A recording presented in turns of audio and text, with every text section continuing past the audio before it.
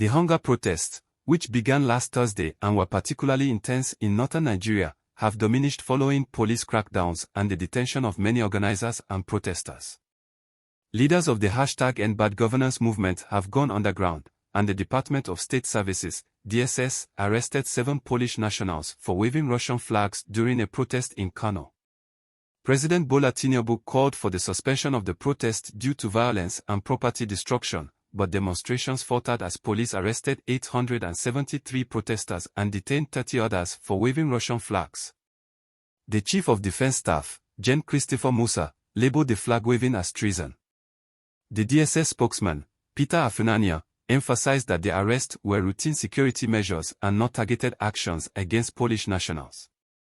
The UK, US, and ECOWAS have urged dialogue to address the protesters' concerns, while expressing support for Tinubu's economic reforms.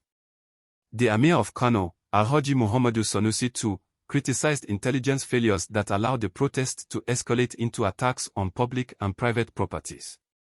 As tensions eased, curfews were partially lifted in some northern states, with heavy security remaining in strategic locations. Despite the apparent subsiding of protests, activists argue that government crackdowns on free speech have stifled the demonstrations, not a lack of public support.